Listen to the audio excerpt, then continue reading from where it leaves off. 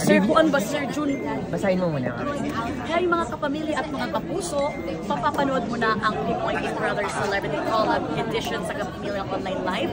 Abangan yan weekdays 10 p.m. at weekends 6:15 p.m. sa ABS-CBN Entertainment YouTube. Okay, ready na? 1, 2, 3, go! Hi mga kapamilya at kapuso! Mapapanood mo na ang Pinoy Big Brother Celebrity Collab Edition sa Kapamilya Online Live. Abangan yan. Weekdays 10 p.m. at weekends 6:15 p.m. sa ABS-CBN Entertainment sa YouTube. Hey, thank you so much. May gusto mo rin bang pumasok sa bahay na kuya ang SB19? Kasi Uy, diba, gusto natin pumasok yan. SB19, XB Battalion, lahat ng mga SB, ipasok na natin yan. Pati yung SB ng mga opisyalis dito sa Ayala. So gusto natin yan makapasok lahat. Kasi different kinds of people. Masarap kasi yung mapanood sila sa loob ng bahay kung ano yung matutunan nila sa isa't isa. Kasi gusto natin yung learning. Kasi nag-trending yung kuwan mo with Philip, diba? Oh yes, si Philip. Grabe yung parang mas nakilala talaga siya. Nakilala talaga si Philip ba, SB19, si Ken. Grabe talaga, na-amaze ako kasi parang naalala daw niya ang tiyahin niya sa akin. Ay, oo, naalala niya. So, ako naman happy ako dahil, alam mo yung parang comfortable siya sa akin. Oo, tawa lang siya ng tawa. Saka gusto pa nga niya matagal ang usapan namin, kailang may schedule pa kami. So sabi ko, marami ka, bumalik ka sa amin, Philip, ha? Kaya sana magkaroon pa ng round 2 for Philip. Kasi marami pa talagang hindi pa namin na-unlock ng mga kwento about sa kanya. Maraming tatanong, siya ba yung bias mo sa SB19? Siyempre kay Bisaya. Bisaya. Alam mo naman tayong Bisaya. Ang gusto ko si Ken. Actually, sorry. Nag-burp pa. Lahat sila gusto ko sa SB19. Pero siyempre, iba talaga pag Bisaya talaga.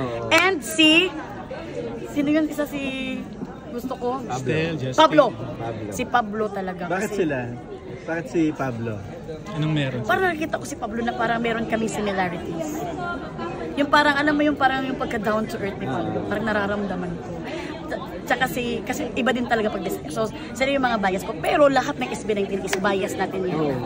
Sana kahit hindi lahat sila Bisaya, pwede mo sila i-guess. Oo nga. Sana ang Kuan on One, hindi lang siya magiging Bisaya soon. Sige, pagdating ng panahon, sana magkaroon na Kuan on One universe. Yung parang pwede na kay English, no? Pero ako naman mamatay, no? Baka naman sa English yung kausap ko, parang ang hirap na dito.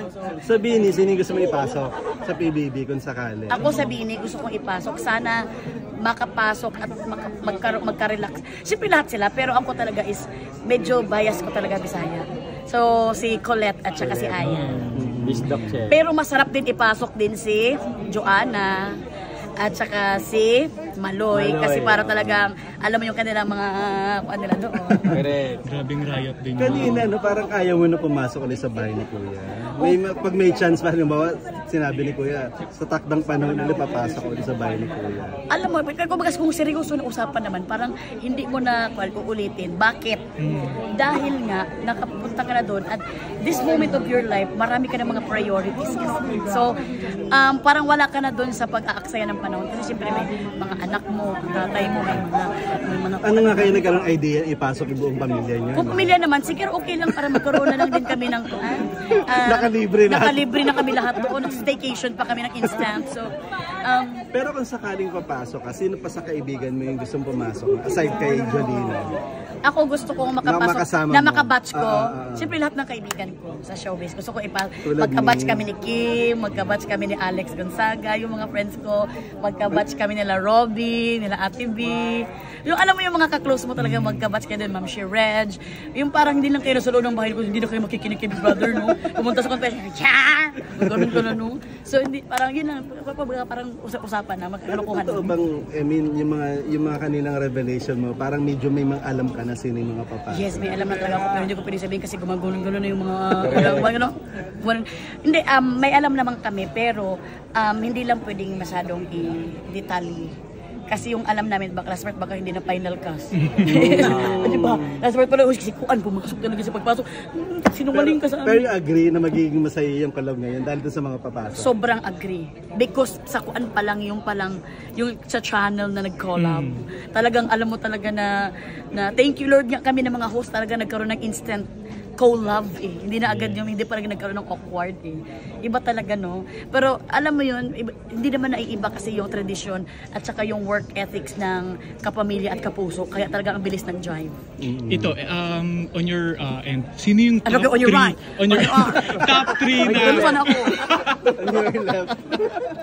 Top 3 na kapuso stars na gusto mong pumasok sa bahay ni Kuya. Ako ang top 3 na kapuso stars na gusto kong makita sa loob ng bahay ni Kuya. Siyempre yung mga superstars, hindi natin pwedeng i-expect na yun. Sila Mr. Ding Dong, sila Miss Maria, hindi natin pwedeng i-expect yun, no?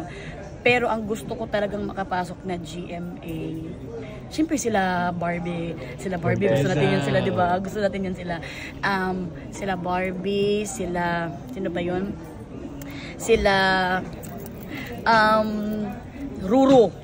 Oo, sila Ruro, sila, Bianca. Oo, sila yung mga Mang-jowa. Ang gusto kong makikita ba sa loob ng kayo. Pero hindi man natin alam kasi siyempre yung mga superstar na yan na yung pero namimiss mo na, no?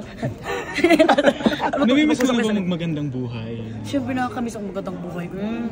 Namiss ko rin ang mga momshies ko. Siyempre nakikita naman kami sa mga concert nila, sa mga shows nila. Supportive naman. XX Lovers, at saka yung concert na Reset. Pero yung talagang, yung talagang mapakuan talaga kayo, mapush talaga kayo na everyday kayo makikita, iba yun eh. Yung talagang no choice kayo na makikita, tapos dressing room, kain kayo ng sabay-sabay, malibre kayo ni Ma'am Shired.